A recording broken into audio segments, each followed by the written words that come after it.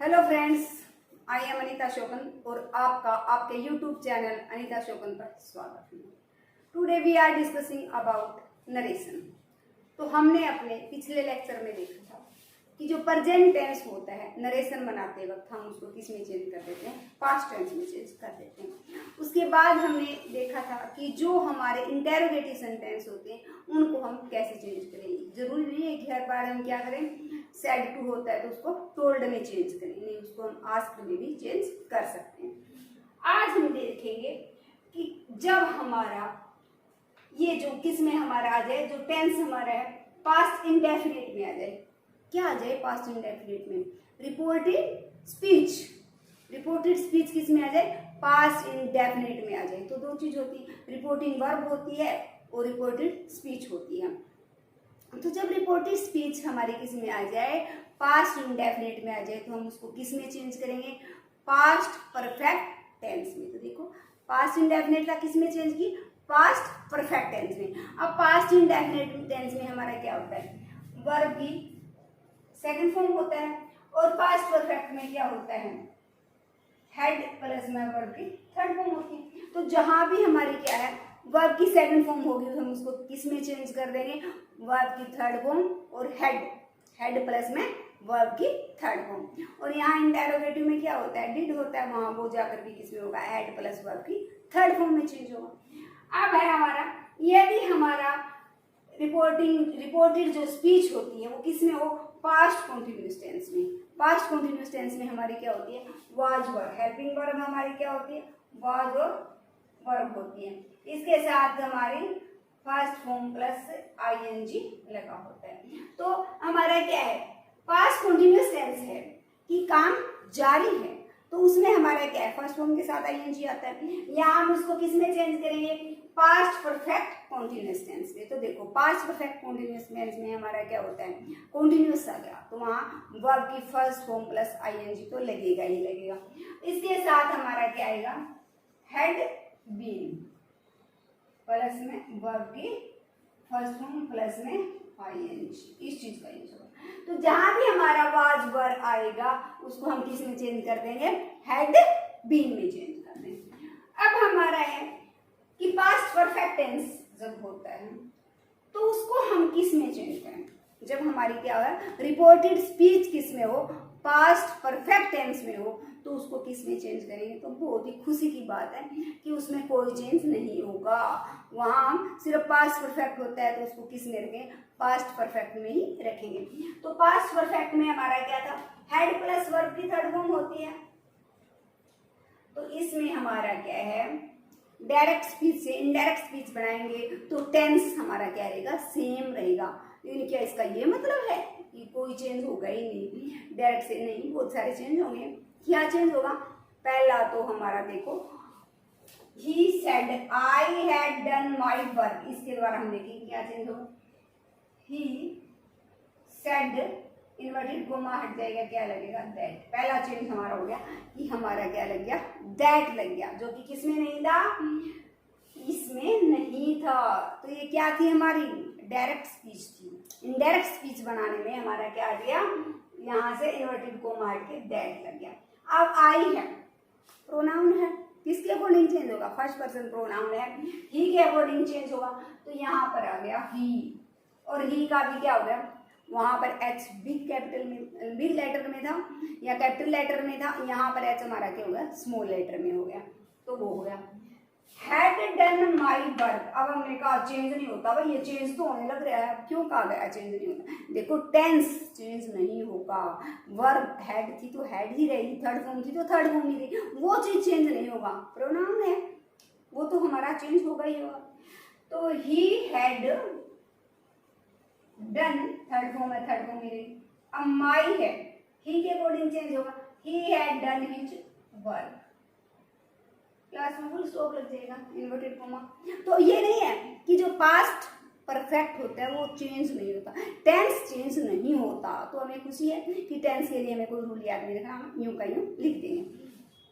अब हमारा क्या है कि हमारा पास्ट इंडेफिनिट टेंस को हमने कहा पास्ट परफेक्ट टेंस में चेंज कर देते हैं। तो इसके हम एग्जांपल लेते हैं। Ram said I wrote a letter. कहा कि मैंने एक पत्र लिखा। कौन कह रहा? राम कह रहा है कि मैंने एक पत्र लिखा। तो अब हम क्या कहेंगे? Ram said I wrote a letter. अब राम सेड, राम ने कहा कि वह एक पत्र, उसने एक पत्र लिखा। राम ने कहा कि उसने एक पत्र लिखा। तो यहाँ पर हमारा क्या हो जाएगा?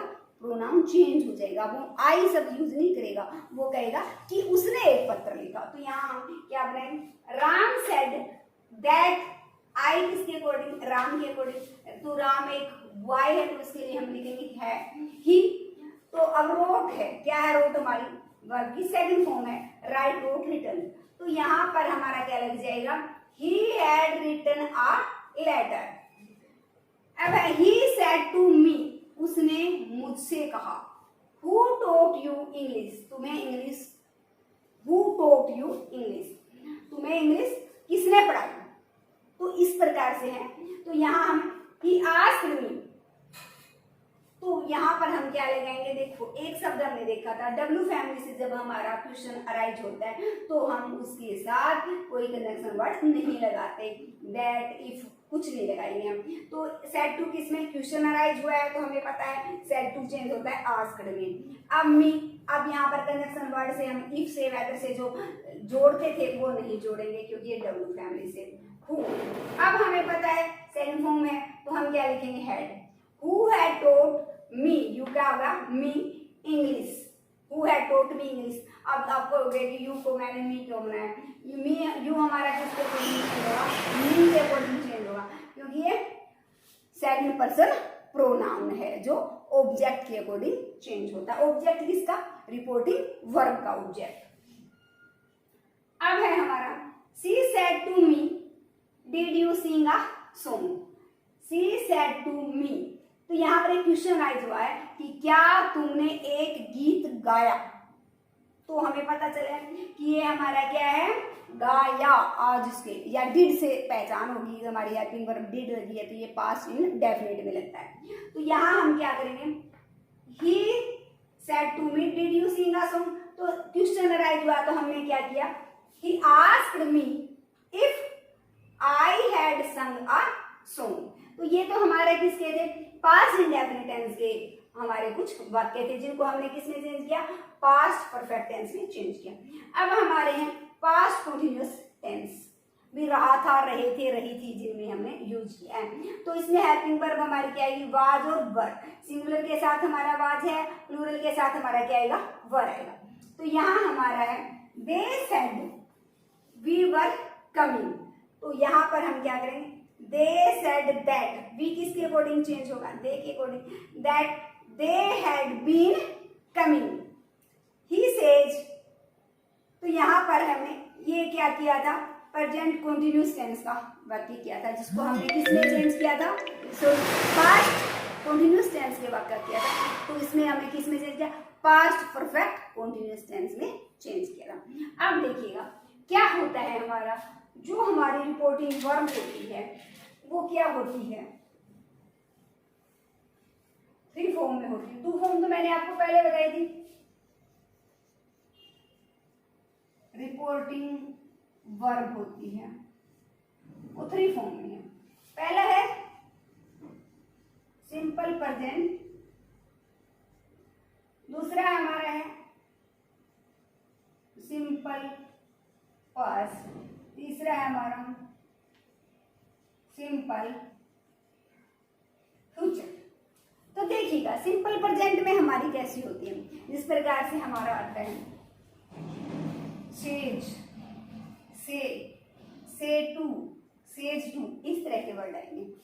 तो हम पहले भी कर चुके हैं इस चीज को कि जब ऐसा होता है तो से होता है तो हम क्या लिखते हैं? से टू, सेज होता है तो सेज टू, और से टू सेज टू आता है तो टेल्स में इसको हम चेंज कर देते हैं। तो वहां अब हमारा क्या होगा? एक बात ये हम कहोगे कि पहले भी कर चुके हैं, अब भी करने, एक बात ध्यान देने होगा कि जब ऐसा आ जाए, रिपोर्टिंग वर्ब हमारी सिंपल प्रेजेंट में आ जाए तो उस वाक्य का टेंस चेंज नहीं होगा, वो एज इट इज ही लिखा जाएगा। अब हमारा सिंपल पास्ट में है। सिंपल पास्ट में कैसे आता है देखिएगा, सेड आ गया या फिर हमारा सेड टू आ गया। तो सेड या सेड टू जब होता है तभी हमारा क्या होता है, टेंस चेंज होता है। तो ध्यान रखिएगा, सिर्फ और सिर्फ जब सिंपल पास्ट क्या होता है, सिंपल पास्ट रिपोर्टिंग वर्ब किस में होती है, सिंपल पास्ट में होती है, तो टेंस का जो हमारा वाक्य है उसका टेंस चेंज होता है। अब हमारा सिंपल फ्यूचर है तो हमारा क्या आएगा, will say, will be saying, इस प्रकार से जब आ जाता है तो भी हमारा हम कहेंगे सेंटेंस का जो टेंस है वो चेंज नहीं होगा। तो हम कुछ एग्जांपल्स लेकर देखते हैं। He said I am working hard. He says, उसने कहा कि मैं कठोर मेहनत कर रहा हूं। तो यहां पर देखिएगा he says that I, he बन जाएगा, I फर्स्ट पर्सन प्रोनाउन है, he के अकॉर्डिंग चेंज होगा, he is working hard। अब आप कहोगे टेंस चेंज कर दिया, am था और आपने क्या बना दिया, is बना दिया। भाई am तो I के साथ चेंज होता है, आई के साथ लगता है एम तो, लेकिन ही के साथ तो क्या लगेगा, इज ही लगेगा। क्या टेंस चेंज हुआ, नहीं हुआ। क्यों, क्योंकि ये पहले भी केस में था प्रेजेंट कंटीन्यूअस टेंस था और अब भी क्या है, प्रेजेंट कंटीन्यूअस टेंस है। क्योंकि हेल्पिंग वर्ब प्रेजेंट कंटीन्यूअस में क्या होती है, इज एम आर होती है। पहले एम थी आई था तो हमने कहने का थोड़ा सा तरीका बदल दिया, तो अब हमारा क्या हो गया, इज लग गया, ही आया है तो। He says I have been reading since morning. He says I have been reading since morning. तो अब हम क्या करेंगे, he says that I, he में he has been reading since morning। तो हमें हमारा क्या आ गया, he है, he के साथ हम have तो यूज नहीं कर सकते, I के साथ have था, लेकिन ये किसका है, has have किस में लगते हैं, प्रेजेंट परफेक्ट टेंस का वाक्य पहले था, हैज और हैव हेल्पिंग वर्ब होती, और अब भी क्या है, ये प्रेजेंट परफेक्ट टेंस का ही वाक्य है। हमारा सेज आया था, जो रिपोर्टिंग वर्ब है हमारी वो सेज थी, किसमें थी ये, सिंपल प्रेजेंट टेंस में थी, तो टेंस चेंज नहीं हुआ। Ram says my pen is missing. तो यहाँ हम क्या करेंगे, राम सेज दैट, माय किस में चेंज होगा, राम के अकॉर्डिंग चेंज होगा, तो हिज पेन इज मिसिंग। तो अब देखो, अब आपको हो गए पेन इज मिसिंग, पहले भी पेन था वो सिंगुलर था, उसके साथ इज लगा, अब भी हमारा सिंगुलर ही रहा है तो उसके साथ हमने क्या लगाया, इज लगाया। तो टेंस तो कोई चेंज नहीं हुआ, पहले भी वही टेंस था, कॉन्टिन्यूअस टेंस था, प्रेजेंट कॉन्टिन्यूअस पहले था, प्रेजेंट कॉन्टिन्यूअस अब है। फिर है हमारा सीता विल से I can not do this work.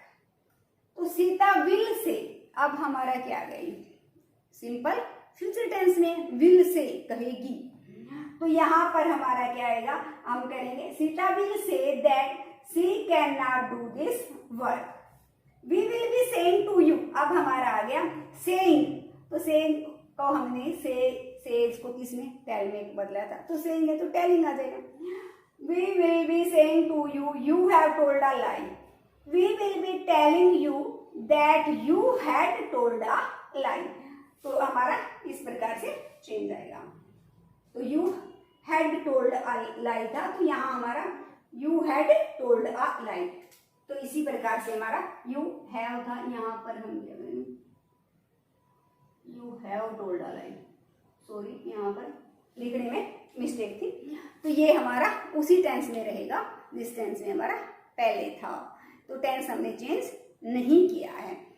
अब हमारा क्या होता है, कुछ ऐसे सेंटेंसेस होते हैं देखो जिसमें यूनिवर्सल ट्रुथ हो। यूनिवर्सल ट्रुथ का मतलब कि वो सच्चाई, सार्वभौमिक सच्चाई, वो ऐसा नहीं कि मेरे लिए अलग है, आपके लिए अलग है, उसके लिए अलग नहीं, सभी के लिए वो क्या है, वो बात सच है।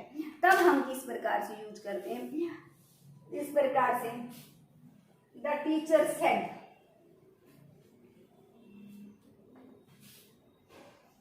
The teacher said the earth is round, earth is, the earth is round। Teacher ने कहा कि धरती गोल है, तो यहाँ पर क्या है, यूनिवर्सल तौर से धरती तो गोल है, वो आप देख लो, आपके लिए भी है, दूसरे के लिए, हिंदू के लिए, मुस्लिम के लिए, सभी के लिए है वो तो ट्रुथ। तो यहाँ पर जो हमारी क्या होती है, सार्वभौमिक सच्चाई होती है, उसके लिए हम क्या लेंगे, the teacher said that the earth is round। The earth is round, तो हमने यू का यू रखा, सिर्फ दैट से इन्वर्टेड कोमा को रिप्लेस कर दिया है। The teacher said to me the sun rises from the east. तो said to me, the teacher told me, teacher ने मुझे बताया कि सूर्य पूर्व दिशा से निकलता है। तो दैट लगा के हम इसको क्या कर देंगे, लिंक कर देंगे, जोड़ देंगे, that the sun rises from the east, इस प्रकार से हम लिखेंगे। और जितने भी हमारी हम कह सकते हैं यूनिवर्सल फैक्ट है कि सूर्य जो धरती है वो सूर्य के चारों तरफ घूमती है, उससे इसकी दूरी इतनी है, धरती हमारा इतने नंबर का बड़ा ग्रह है, कोई भी ऐसी सच्चाई जिसमें होती है, सार्वभौमिक जो फैक्ट होते हैं, जो तथ्य होते हैं, उनके लिए हम यूनिवर्सल ट्रुथ के लिए सेंटेंस का टेंस चेंज नहीं करते, एज इट इज हम उसको लिख देते हैं। अब होता है एक साइंटिफिक फैक्ट होता है। साइंटिफिक फैक्ट कौन से होते हैं, इस तरह से the teacher said the water boils at 100 degree Celsius. तो अध्यापक ने बताया कि पानी जो है 100 डिग्री सेल्सियस पर बॉयल होते हैं। तो हम क्या करेंगे, the teacher said that the water boils at 100 degree Celsius, हमने यूं का यूं रखा इसको। उसी प्रकार से कोई भी साइंटिफिक फैक्ट है हमारा, टीचर ने हमें बताया कि H2+O करते हैं H2O हो जाता है, तो इस प्रकार साइंटिफिक फैक्ट जो होता है उसको भी हम एज इट इज रखते हैं, कोई चेंज उसमें नहीं करते। उसके बाद हमारा क्या होता है, हिस्टोरिकल फैक्ट या हिस्टोरिकल इवेंट होती हैं, उनको भी हम एज इट इज रख लेते हैं। इस तरह से टीचर ने हमें बताया कि अशोका का जन्म उसमें हुआ था, ये हरित क्रांति 1967 और 1968 में आई थी। तो जब इस प्रकार के फैक्ट होते हैं, वो फैक्ट है हमारे, हिस्टोरिकल करते हैं। उसी प्रकार से गुरु नानक का जन्म उस गांव में हुआ था, तो वो फैक्ट हैं, उनको हम चेंज नहीं करेंगे, एज इट इज हम उसको क्या करेंगे, रख देंगे। जिस प्रकार से हमने कहा, टीचर ने मुझे बताया कि भारत 1947 में आजाद हुआ, तो दैट लगा के उसी प्रकार से हम लिख देंगे। हमारी पहली जो लड़ाई है वो 1857 में हुई थी, जिसको हम स्वतंत्रता की पहली लड़ाई कहते हैं। तो इस प्रकार के जो फैक्ट हैं, जिसको हिस्टोरिकल फैक्ट है, उनको हम क्या करेंगे, एज इट इज रखेंगे, दैट लगाकर ऐसे का ऐसा रख देंगे। उसके बाद क्या कोई और भी है जिसमें हम, एक है हमारा हैबिचुअल फैक्ट, कि जो आपकी हैबिट है कि मैं हर रोज सुबह उठता हूँ, मैं सुबह उठकर नहाता हूँ, मैं ब्रश करता हूँ, या ये काम मैं डेली रूटीन में इस प्रकार करता हूँ। तो हैबिचुअल जो फैक्ट होते हैं उनमें भी हम कोई चेंज नहीं करते, दैट लगाते हैं, और एज इट इज उनको हम क्या कर देते हैं, लिख देते हैं। तो फ्रेंड्स, ये आज का हमारा टॉपिक था।